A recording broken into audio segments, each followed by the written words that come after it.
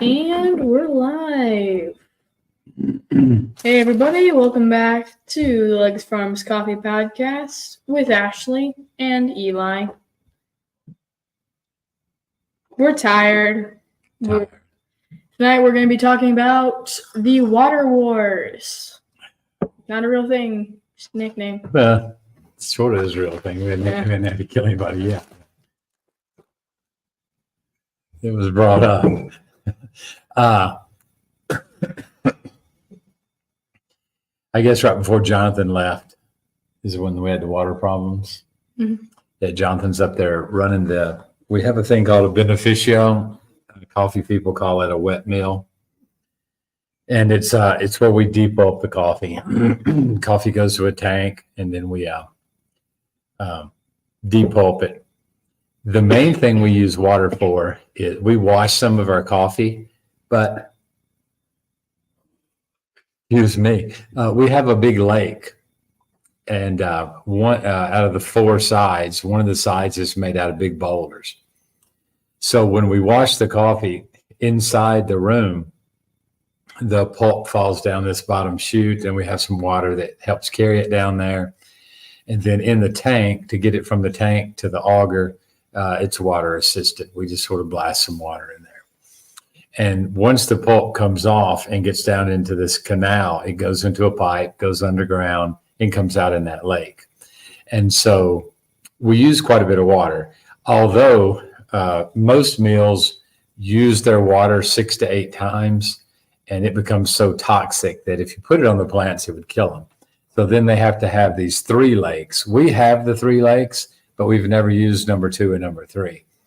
Why haven't we used those? Because we only use our water once, and we wash the coffee very little.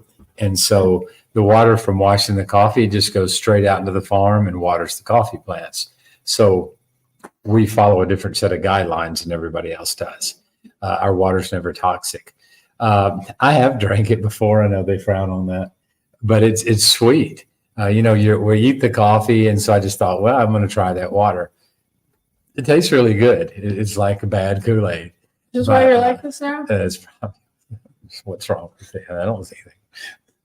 But so anyway, we were pulping the other day, and the coffee stops, and then Jonathan's yelling at me to come up there, and there was just no water. Yeah. So the first thing we always do is we went to the river. There's a big river, and we diverted it during the dry season. We went in and we diverted the river about 6 feet over, and we built just this little 3-sided thing and put I think there's 4 pipes in there. And then once it dried and we got it all ready, then we rediverted the river to go in there. So basically the river runs downhill and it goes into our little 3-sided thing, which is about 3.5 feet tall, 4 foot tall. And then it just keeps filling it, and then it just runs over. And so we only use, what we don't use just goes back into the river. And so 3 months out of the year, for about 4 to 5 hours a day, we use a lot of water. And when I say a lot, 50 to 70 gallons a minute for 3 or 4 hours a day. And then that water goes through our processing plant, goes right back out into the farm. I doubt very much of it actually gets back into the river. The plants, suck up most of it. But irregardless, that's how we wash our coffee and stuff. Hey, Bill. Hey, Wild Bill's on. Boo.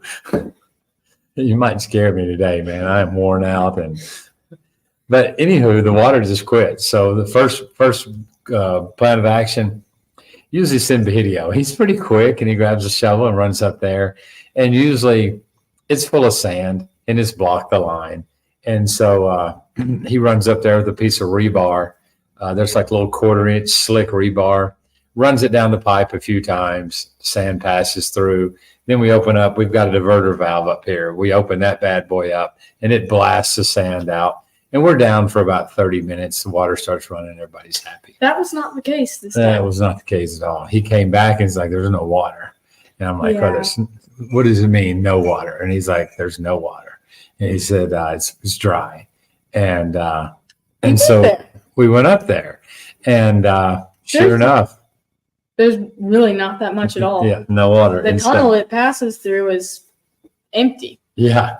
And so we go up about 250 feet. I didn't, because they walked through this 3.5 foot pipe that runs about 100 feet. And they ran under the road and went into that pipe. And lo and behold, there was somebody has built a dam and blocked up the entire river. Yep. Well, they did the same thing we did. They diverted it until the concrete was dry, and then they went in there. Theirs is big, so they backed a dump truck in, and he just dumped a load of dirt in, and that blocked the river up, and then the river started going into their dam, which their dam is probably 20. They've got a box about 20, three-sided box about 25 feet. It's huge. By 25 feet and about 8 or 10 feet deep. And so they've got a 2-inch bleed valve to clean it. And then they've got a 4-inch pipe coming out the bottom of it. So they got all the water and just cut our water off. And so apparently if you go buy a permit, you can do that. So now they're piping the water down about a mile or two. And selling it. Yeah, they're selling it to a community. So, and then we find out it's our county that does that. And so as far as our history, it goes back to 1945, this farm, not me. I'm not that old yet. Bill is, but I'm not that old. And so for what is that, 60 or 70 years, this particular farm has used water from that river for that long. And when we put in extra pipes, it was for some of our neighbors because they just had like pipes stuck down in the river and put a rock on top of it. And so it had a lot less pressure than when we put our box, we built that big concrete box. And so we had extra pipes for anybody that wants to connect to it. So we go from that to nobody gets water. So those guys that were getting water don't get it anymore. Yeah, just the people who paid the money. So we went and had to go to his. We have to post the video. I think I still have it of the town meeting. The worst ever. We got it was an invitation on a hard piece of paper, notarized from the mayor, inviting us to this big meeting. If it's on my desk, yeah, it might be. So we go expecting some meeting, and it's like 200 people it's probably on the where the sample roaster is, bud. So we think we're going to this little meeting, and there's like 200 plus people. They all brought their kids. They're playing like rock and roll music. Oh, I stuck it up. Look straight up. I put a pin in it because it was so special. And at some point they're playing rap music, then they go to Christian music, and then they rock and roll and about 5 seconds. Just blaring the music. But it was a nice little invitation with her seal, the mayor's seal on it. Usually you would think that's like, you got like the biggest business people or something in the area, like 20 people. Yeah, we thought it was important until we got there. Yeah, there was no seats. We had to stand up for a while.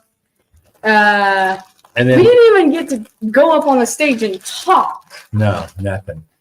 So, and then we find out it's not really about our water. It's just a town meeting. And then the guy that's with us, the meeting was at 9. They actually started it at 10:20. And my guy went around shaking hands and all this. And at 12 o'clock, I'm like, well, what's going on? Is this going to be all day?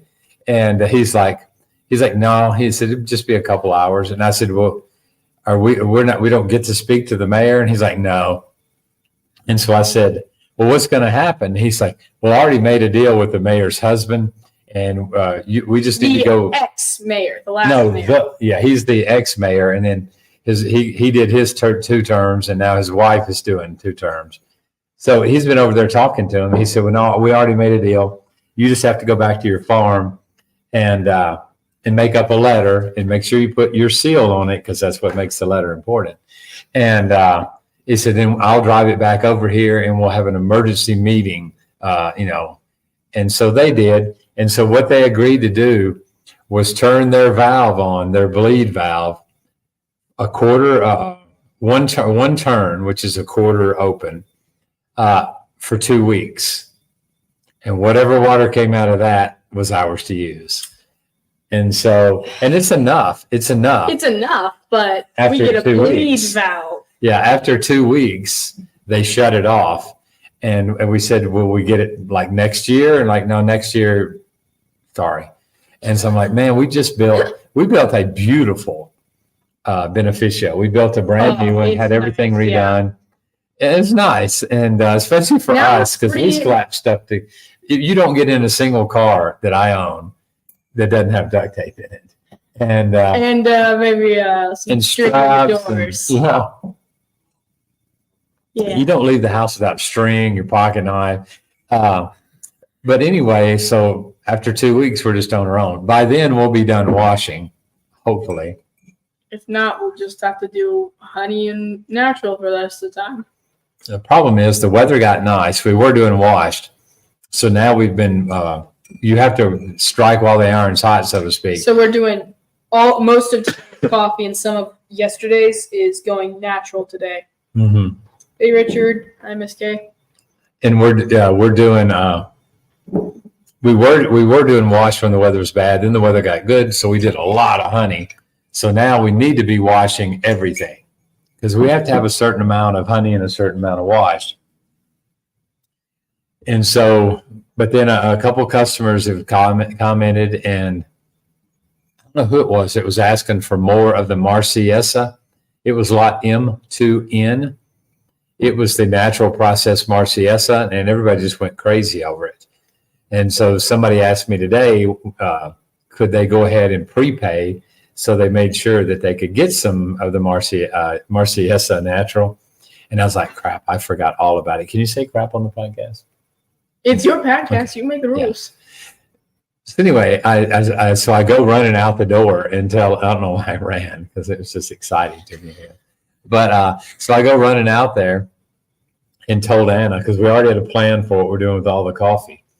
And I said, no, we got everything, all the Marciesa, because this is the last picking of the Marciesa. So we watched This some is of the it. only Marciesa natural we have. It will be the only natural we produce this whole year.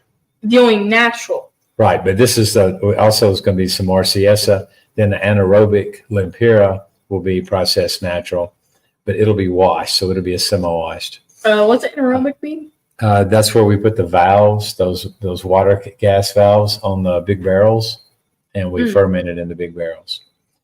So anyway, so we go out and we change the whole plan. So today they picked 3,500 pounds of the Marciesa. That's a pretty good amount. That's a lot. And how much like roasted will that turn into? I'm not sure. You're smart. Divide that by 8.25. 3,500 divided by 8.25. Is that it? Mm-hmm. About 400 pounds, maybe. No, 3,500, 350. It'd be about 300 pounds, something like that. Miss Kay, you're smart. You can figure that in your head. 315 pounds. That's what I'm going with. Okay, where's Right there. 3,500 divided by 8.25. No, 424? that should make 424 pounds of roasted coffee. It'll make about 575 pounds of green coffee. That's pretty good. So if it processes well, last year it had the mango and something, or passion fruit. yeah, we're still saying this year, but It was passion fruit, I think. no, that was P3M. That was the Perinema. But it had mango and something in the Marciesa natural. And so that's what we're doing. And then we did 3 full barrels of Lempira with the anaerobic fermentation, which I think that ended up being, it was like 1,800 pounds cherry of the Lempira today. And we're doing all that anaerobic fermentation. So divide 1,800 by 8.25. Or do it times 6.75. 1,800 divided by 6.75. So 266 pounds. That's how much green coffee we'll have. But it'll be the anaerobic fermentation. But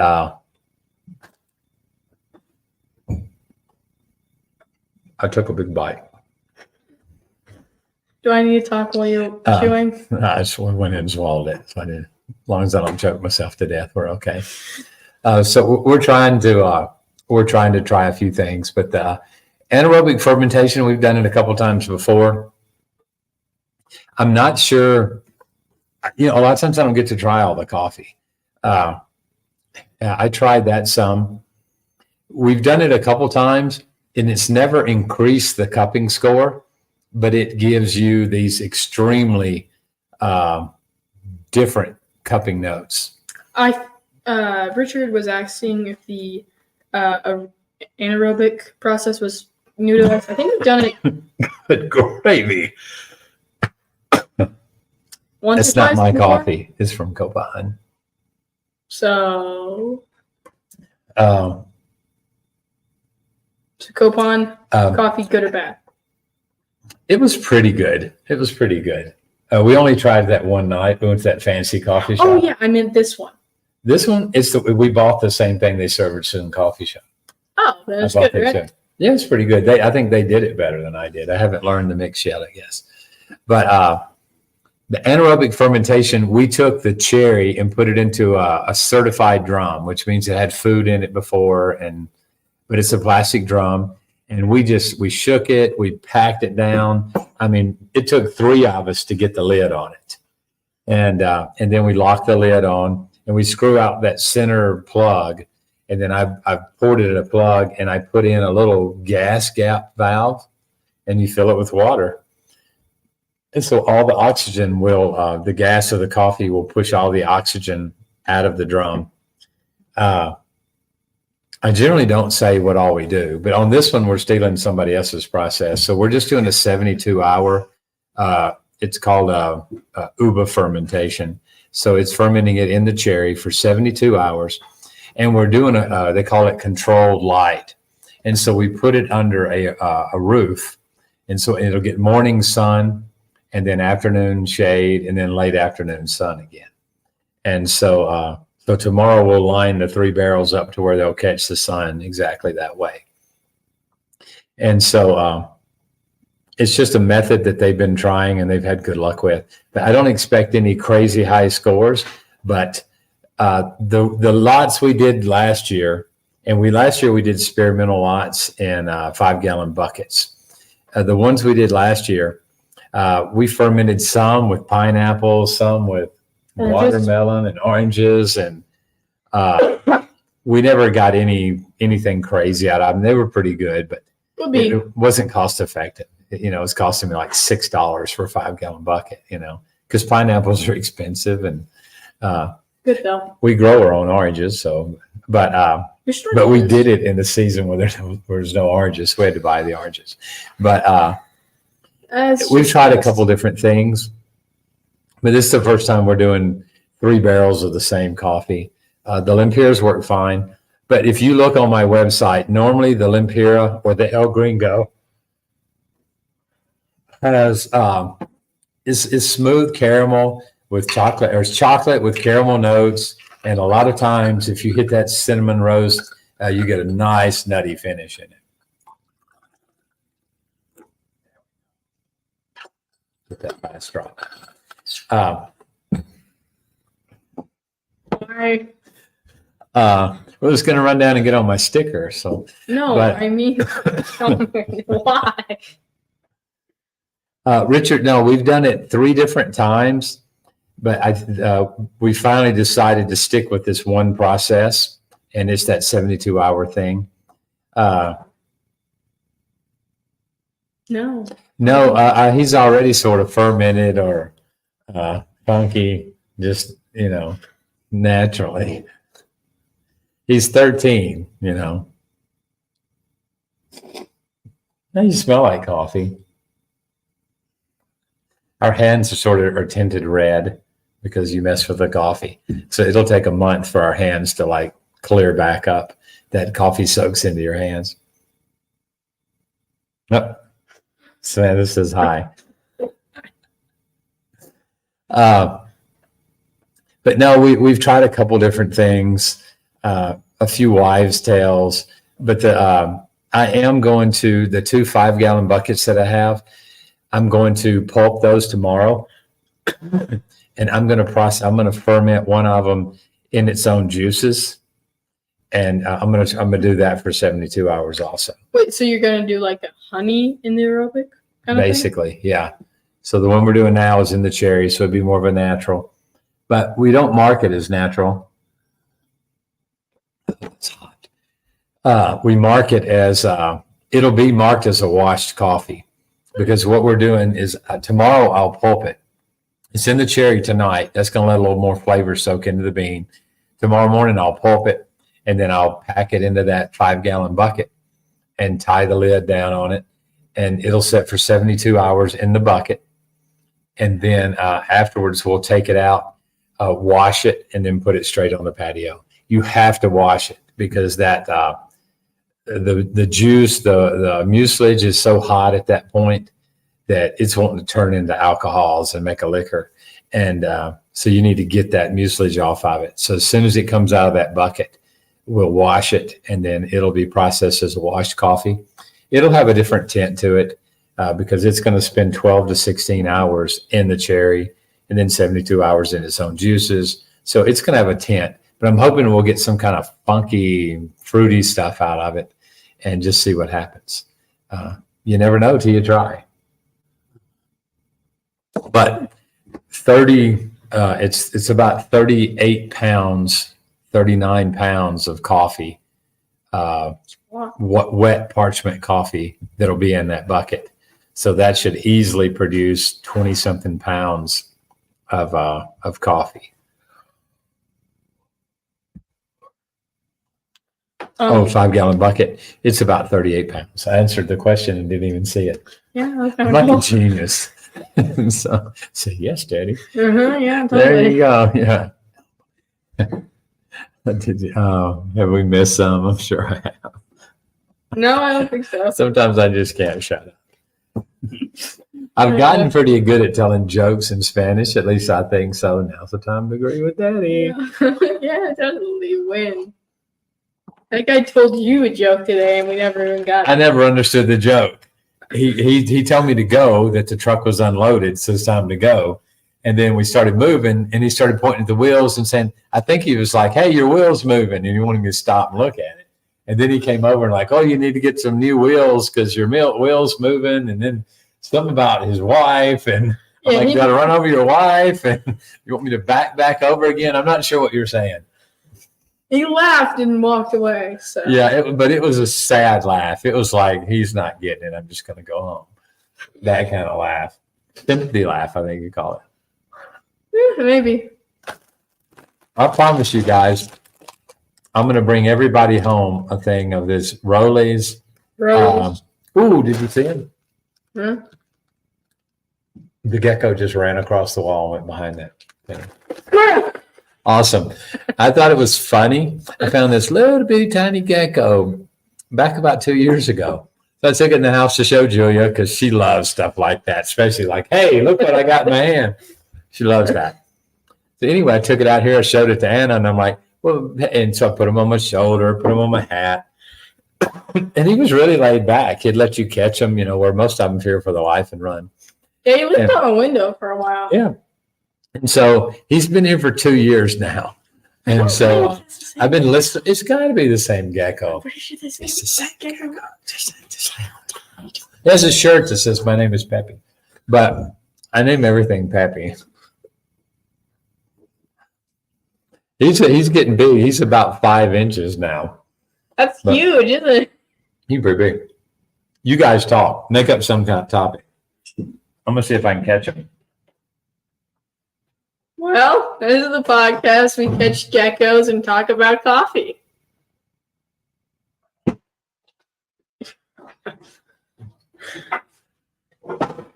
Tell them that you've been telling me about running the pole.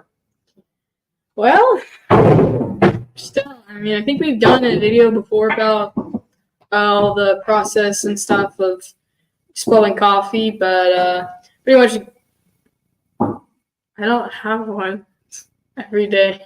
There's nothing new. Oh no.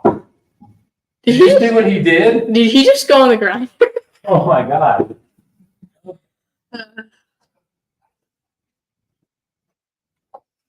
It's probably the craziest podcast ever.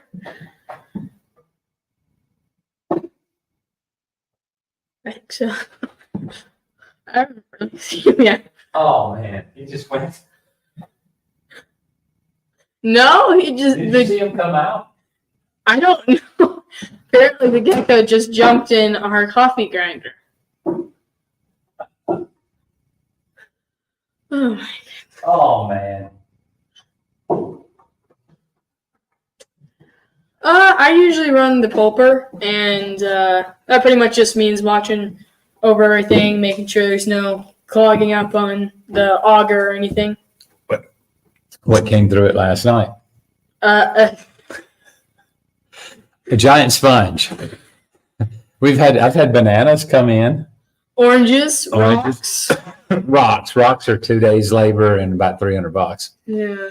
Okay, I'm gonna do a break in briefly. I saw the gecko run across the roof. He was behind a burlap sack. We have these burlap sacks hanging, and so I caught him. And right when I reached to grab him, he took off and ran across the wall. He jumped into our GH2 grinder. Carrie and Bill know what those are. We've got a GH2 grinder, and the lid was open because I just ground coffee. He went straight in the grinder. I don't know if he came out or not. I don't know. I wouldn't put coffee in there. We're going to shake it a little bit, see what happens. Yeah. But I don't know. Somebody call the health department. We should be closed up for some of this stuff. Oh, we have a bunch of geckos. There's a dog, cat, Two cats, one cat, and then pregnant cat. a pregnant cat. So yeah, So pretty much like 4. a couple of pumas, deer, armadillos. We got lots of animals, but they're not in here. Yeah, I'm praying he finds his way out. Oh, and 5 chickens. Yep, chickens. Yeah. Well, Jared, just be careful the next coffee you get from us, and let me know if it tastes funny. Because now, surely, I mean, even if he's in there, I don't know. How do you sanitize a? Okay, but Are there if you can geckos in climb there? up walls, you can climb up a grinder. Right? Yeah, I don't think there's Isn't that enough room science for or him to actually something? go in there where the birds are. That's true. But we'll see. We'll watch. We'll see tomorrow. He was bigger than you thought he was, wasn't he? I really saw him. Oh, okay. He did look kind of big though. Yeah. But anywho, we have a semi-solution for the water war. And my thought was to go uphill from the other project and buy land and build another dam. The mayor told me that they wouldn't give me a permit to do that. What? And so, we could illegally do it. We could just keep stacking natural rocks in the river and put a pipe between the rocks, make a natural dam. We could do that. And I don't think anybody ever know the difference because we won't affect anybody's water downhill. But my friend Herbert came by. So Saturday or Sunday, he bought 10 acres of land up there because it had a river running through it. And then he ran a pipe. I don't know how many miles. He said it cost him $100,000 to run it to his big beneficio. And they use about 80 gallons a minute is how much his place uses. But he has 2 15,000 gallon tanks. So all year long, he just pumps water into those tanks. And so he has plenty of water. So he said if we were willing to, we'd have to get permission across a couple farms, but that's an option for us. And so it's probably going to be $2,500, $3,500 to, because literally when it comes off that hill, we'll go over the road. So we'll have a pipe like 30 feet up in the air crossing the road and come into the farm. So at that point we'd have plenty of water. But that's hopefully the end of the water wars. But water down here it's a big deal. And sometimes it's a joke. I think I posted a little sign we have to post a sign on, you're only allowed one hydrant on your property and you're not allowed to wash cars, water your plants, anything other than just what you need for your household. So because we've got a big truck, we made a deal with the water project, which I have never met a water project that I liked at all. So anyway, we made a deal with them that we'll, a couple times a year, they can use our truck. So if they need something hauled from point A to B, we'll do it in one of our trucks. And so Are you allowed to catch rainwater? some places you're not, but yes, we're allowed to catch rainwater. But Why would you not be able to? a lot of counties regulate it. They want it to go ahead and go back into the system, and they need it for their water plants or whatever. I'm not sure. So they can charge people money. So they can sell it. But I have heard of locations where you couldn't. No, here, excuse me. Here we can catch all the rainwater we want. We don't have gutters on any of the buildings, but that's something we should do. But it would be a good option. It just doesn't rain that often. Well, we have a rainy season. The problem is the beneficio stands 22 feet off the ground. And then about 6 feet above that is where the coffee is weighed and processed. So everything has to be on a downhill thing. So if we were to catch rainwater, we'd have to put it in a tank and then drive up the hill and then pump the tank into another tank to hold it until we needed to use it.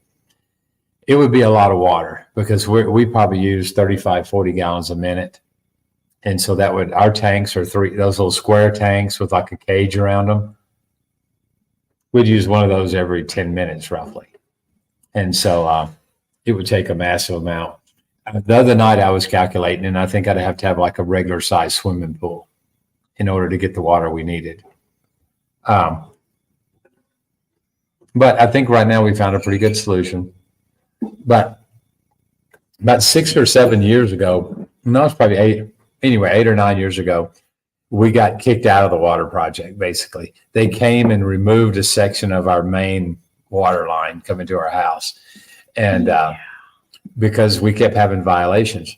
Because we went to the water board, we made an application, they gave us water, they came out, only their guy could hook it up.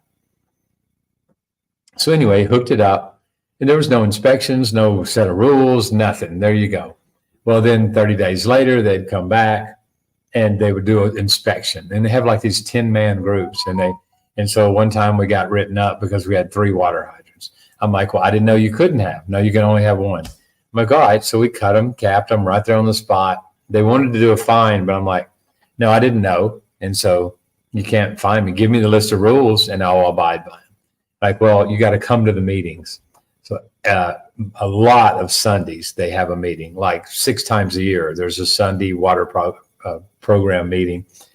It's mandatory. Everybody has to be there. Otherwise, they fine you like $2 or $3. And so it's all about making money. Everything's about fining you. So every single month for about 6 months, they came in, found another reason to fine me. And they fined me because I had a hydrant on the side of my house. I'm like, I had that when we bought the place. They fined me because I didn't have an enclosed bathroom. I'm like, you're insane. Half the bathrooms in Honduras have a sheet hanging over them. So we built an enclosed bathroom. You know, we finished enclosing it. Everything they said do until that last time. And then they said the fine was 60 days with no water and 600, whatever. And so I'm like, I can't live 2 months without water. And so at that point, one of our farmers that works for us had a little a fountain on his property. So we went up there, dug the thing out, built a big tank around it with blocks. And so then for the next few years, we had water until we found out the guy's mom actually owns the property. And then she wanted to start charging us like $600 a year for water. And we cut that off. And by that time, we'd already run our main line from the river. We ran about 2,000 feet of 2-inch pipe from the river. And then at that point, we switched our house over to it and everything ran off of that. And so we've been doing that for about 5 years until the other day. But we do have another natural spring below the bodega, organic bodega. Yeah, but it's pretty It comes tiny. straight out of the ground, clean as water as you can get. It's tiny, though. It's tiny, but it's still putting out about 8 gallons a minute. That's pretty. That's a pretty good bit. but it's a long ways from the house, and it's probably a good 250 feet below the house. So it'd take a lot to get it here. And it'd be enough to run the house, but not enough to run the beneficio. So we're hoping that the thing with Herbert will work out and we can get his water hooked up. But the other day, the government shows up. They just have this way. They show up when they're bored, and they tested our water. And the water project water that we pay for every month is supposed to be safe drinking water. It showed 0 chlorine in it. And so they're not even putting chlorine in the water. They're just piping it from the river straight over. Okay. And so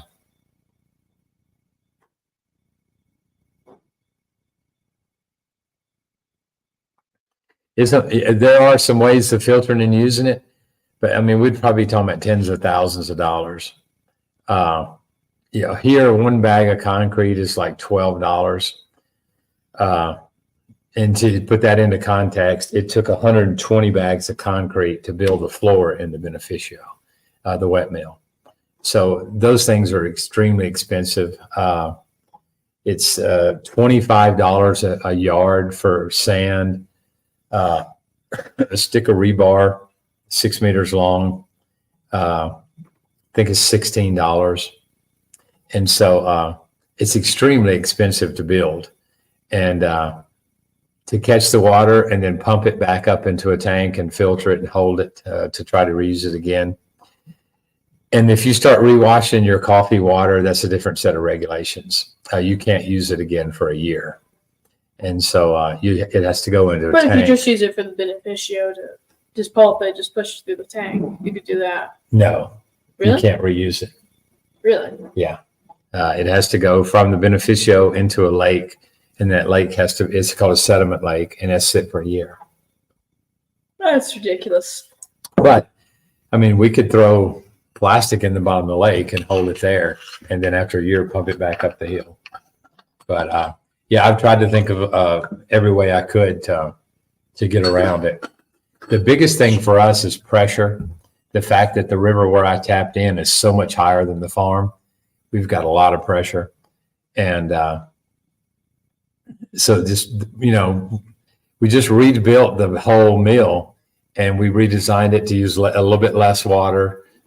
We raised it about another 2 feet than what it was. And then inside the mill, I raised the machine itself another 18 inches. So we're a lot higher.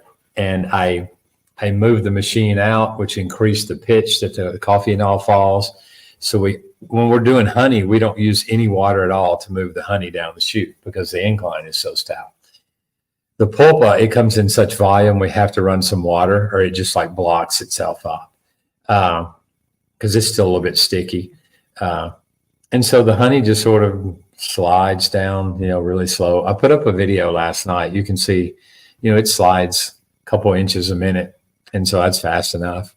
So it's, everything was working pretty good with the amount of water that we had. But currently with their valve open, we have plenty of water. And so all of our reserve tanks are full, the ones that can be full. Those So we three can wash tanks, at least. they hold 2,000 gallons each. So the reserve tanks are all full. And, but the water has to be at a certain point and has to have enough pressure to move the coffee. So what we got's working pretty good. So we're hoping that Herbert's farm is even higher than this one. Herbert's farm is high enough that it's static pushing the water about 5 miles. That's crazy. Yeah, that's a lot of push. I mean, that's And he's got incredible. like, And he didn't put in a huge- big enough pipe. He only put a 2-inch pipe. So and he's got these huge concrete tanks, structures. they're 15 tanks. feet tall and they're probably 15 foot. They're probably 15 by 15 round tanks. It's crazy. There's water tanks. Did you read what he wrote on the sides of them? Uh-uh. Hot and cold. And so, but Really? most people wouldn't understand that joke because most people don't have hot water. So Oh. yeah, he thought it was funny because he has hot water. Hot water is very expensive here. Just like I think we have a 30-gallon tank, and I don't even want to tell you what I paid for that thing. And I had to drive 3 hours one day just to get some fittings. each way. I drove 3 hours each way to go You to drove Tegus 6 hours? to get fittings for 1/2-inch CPVC. Because the only place that had it was in Tegus, and it was a 6-hour Philadelphia trip. thing? Yeah. Mm. So, and I had to go to a couple before I found it.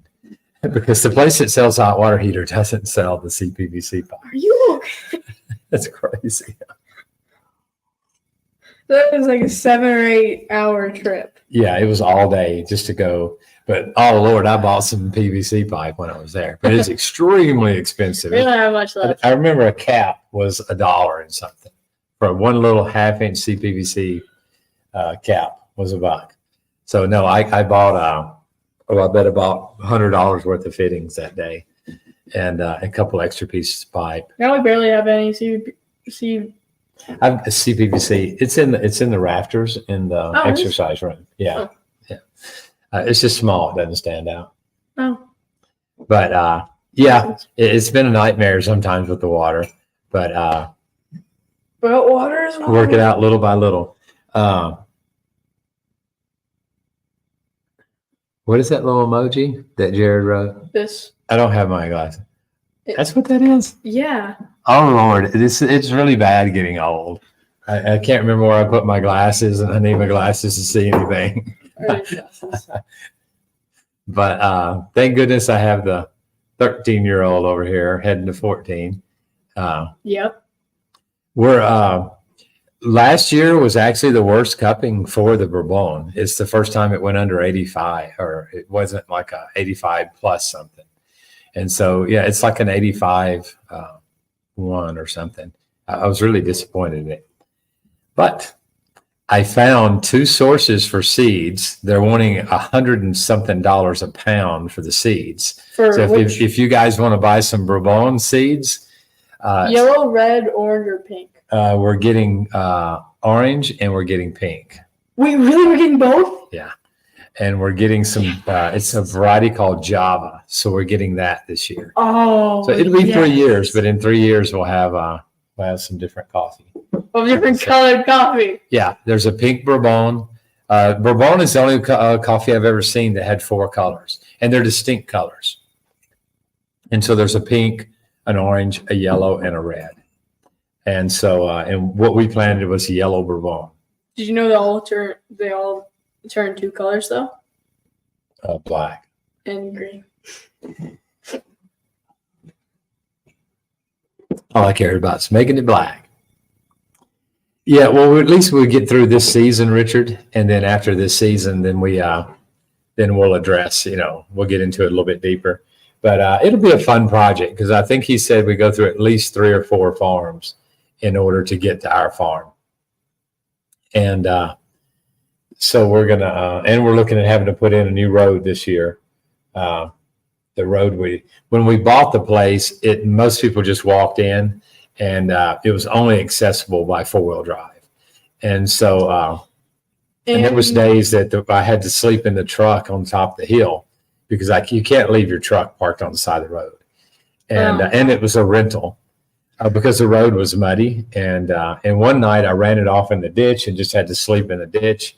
And so, yeah, when we first bought the house, it never had running water. I don't think. Never had electricity for sure. I don't know about the electricity part. No, I'm sure about the electricity, but I think it did have a bathroom. But that could have been from a rain guard tank too. But so we bought the place. It was built in 1945, and people just looted it, so that nothing was left of it. It was just barely standing. But it had a solid trusses in it. So we lifted up the corners, and then I tore out the wood and built concrete. And then I went to the next corner, tore out the wood, put concrete, set the roof back down. So we did that. And then we joined all the blocks together and put windows and doors. And I redesigned it quite a bit. I made the little insets for the back porch and all that. And sort of built our own house. But all the wood up for the trusses are made out of 3x5s. And so the contractor said the wood's too good to take apart. So that's why we lifted the roof. And then we replaced the roof that was asbestos. The outer roof was concrete asbestos mix. And so we tore that off and put a tin roof on it. but then it was so loud every time it rained that you couldn't hear. Yeah, And that so, was awful. We had an iPad with some movies on it, and the kids would watch that over and over again. And then we had DVDs we put on the laptops, but they would have to like get under a bunch of blankets so that they could even hear the movie. So then finally I found a place that had sheetrock. Oh, that's why. So I bought a bunch of sheetrock, and It's still you can still hear it, but it's just not. So That was awful. Julia and I and Ismael went and hung the sheetrock, and so that made all the difference in the world. But then we wired the house and all that good stuff. But with the first few weeks I was here, because I worked on the place for a couple months before we moved here, I just slept until, I could get in and out. The days I could get in and out, I slept in the truck when I couldn't. And when I could, I slept on a table in the living room. And I had a mosquito net around me because I was afraid I'd get bit by mosquitoes and die. And but I asked the county to come in with their road grader and smooth the road up. And they said, no, it's your road. It's your problem. And so we got in there, and I took about 40 guys with shovels and picks, and we just smoothed it out. Because it was like 20, 30 years of just erosion.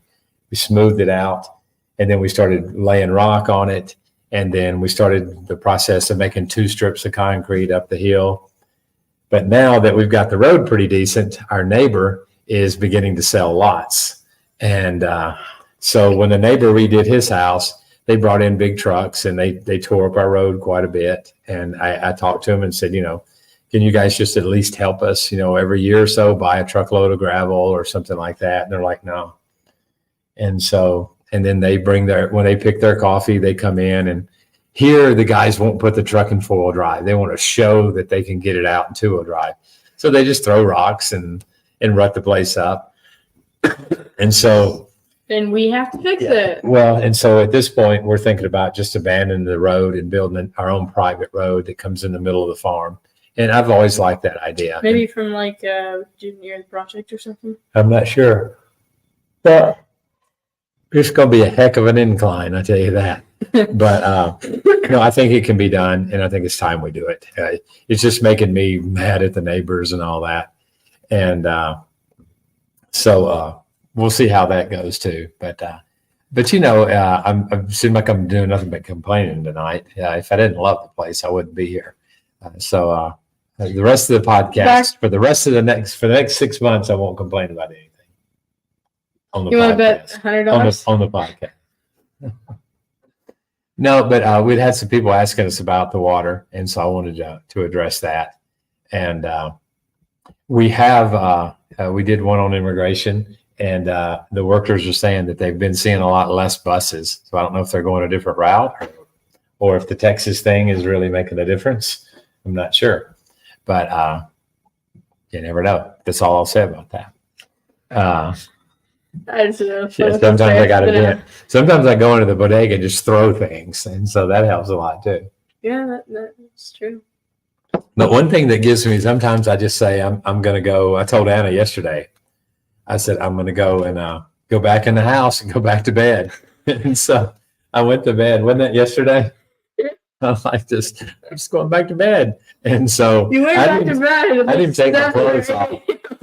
I just went in there, and next thing I know, he woke me up, and it was like 9 something. He's like, your breakfast is ready. And so I got up and ate breakfast, and out of my defense, I did have a migraine, but I was like, there's just too much crap going on today. I told Anna, I said, I'm going to go to bed. And I said, when I open the front door, I'll not be in bed anymore.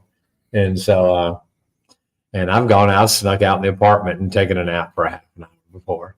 But, well, I can't find you. Now I know where to find you. Oh yeah. Sometimes it just gets a little bit crazy. And the crazy part is when the same thing happens over and over again.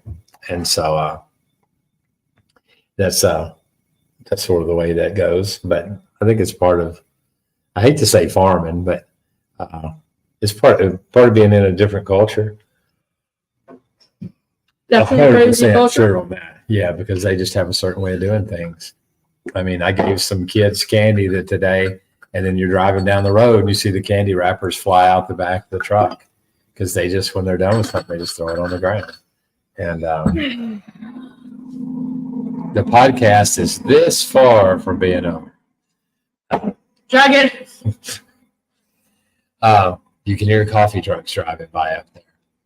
Yeah, that is loud. They're riding their Jake brake coming down that hill, but then they like giving us some gas to make it change the sound of it. Is it a box full of money? Because that's what my wife said we needed. I told her about, I think I'm going to add on to the porch because for the podcast, I need more space. And she's I like, also need more space for you. she said, well, she's already got a whole country. I don't know if that's enough. And she's like, don't buy anything. And I'm like, okay.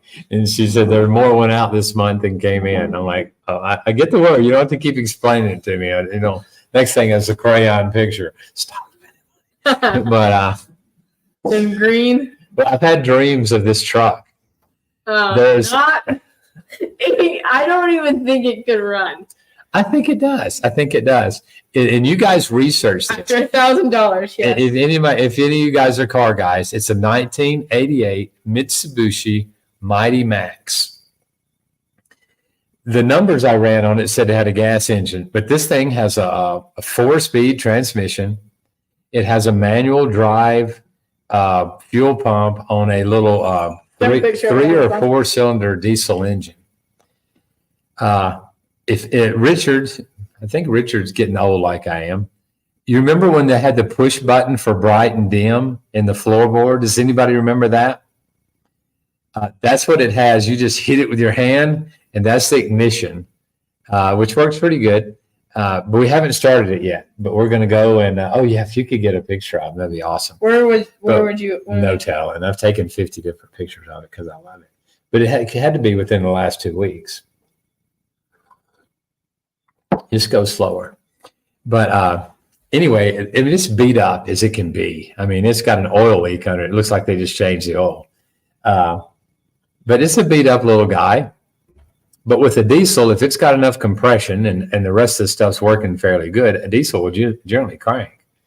And it's got that mechanical drive. This is it. There he is. Yeah, this can totally run, right? It's already been wrecked. And it's already got a scratch on where everybody's paint, every piece of paint is on it has got a scratch.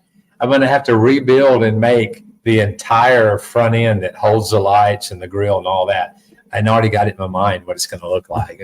Pimp it out, man. Yeah. And, so it will run and it will look good after about $200. But anyway, for that truck, they're asking $3,000. We are not getting this. So after she just said not to spend more money. Well, I had $2,000 saved up, but we went to Copine, and so that knocked about a $350 dent in that. And so, I've been wanting that little truck. And like today, the Toyota's not running great. The Dodge needs a transmission change and air, and so no idea. So right now, the only truck we've got going really is the big truck. And so it'd be super handy. And I could teach some of these guys how to drive. Our guys, we have one guy that just started working for us, has a motorcycle. Well, except for Miguel, you could call that thing a motorcycle. We took it to the mechanic. The mechanic said, I wouldn't fix anything on it. I just drive it until it quit, and I just walk away from it. That's what the mechanic said. Gas-powered bike. He said it'll cost $3,000 to fix it, or you could buy it new for $2,000. It's like a Wing Chang motorcycle from China. What? Never heard of it. But anyway, he gave $350 for it, and he's been driving it for about 4 months. And so,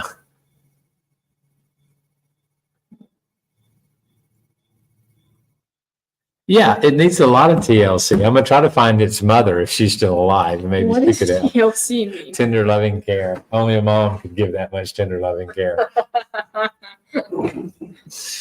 But no, I think it would function, and I'd probably have to stick a clutch in it and some ball joints and some basic stuff. But yeah, it's all hand crank windows, manual door locks. It has windows? Wow. Well, it does in the sides, but the back, it's got a sliding back glass, so 2 of those are missing. One of them's got cardboard in it. The other one's got plexiglass in it. But And you want to buy this thing? I'm dying to. What a better project than that. Anything, if you washed it, you'd Mission increase. trip. Yeah. Upgrade the porch. All for less. Finish the project. There you go. You got 3. But Knock stuff out. yesterday, I barely got the truck running in time to go down. And I had a set of manifold gaskets that should have been put on it before I drove it. And I didn't. So now it's like spitting and hissing like crazy. But I'd drive down in it. But that little truck would probably carry 12 or 1,300 pounds of coffee a trip. And when I'm not here, How much would the Dodge carry? I've had 6,000 in it, bringing it out. Normally, How I much try. would it cost to repair the Dodge? But we're going to repair the Dodge. I'm talking about something that I trust the guys to drive. Oh, okay. So, like, we buy 135 bags of 100-pound fertilizer every time we fertilize, and the guys are walking that into the farm because we can't store it in the bodega because if somebody finds out about it, they'd steal it. And you're talking about $11,000 worth of fertilizer. And so they walk in every day what they need. So that truck would save them a ton of labor and time. And I bet we'd end up having $6,000 in it. And it'd be a great little truck. Even if I had to rebuild the engine in it. The parts store's already said that they can get all the parts to fix it and ball joints. And I asked about clutches and brakes. And yeah, they said they can get everything. It was such a popular motor back in the day that parts are still easy.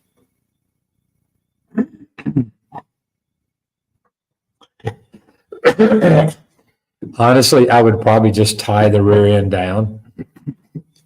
And when I build the new front bumper on it, I'm going to build a weighted bumper. And so if we're taking coffee out of the farm, I'm going to put some John Deere weights we'll load the weights on it before it goes into the farm. And that'll keep the front end down. Because sometimes the Dodge will start bouncing coming out of the farm. I've got so much weight in the back. And because it's a 4-door, it's got more cabin in front of the, back wheels. And when I put about 5,000 pounds in the Dodge coming up that incline, the front end will start coming off the ground. It'll get so light, the front tires will start, spinning. So, yeah, it'll be modified just for this farm. And so,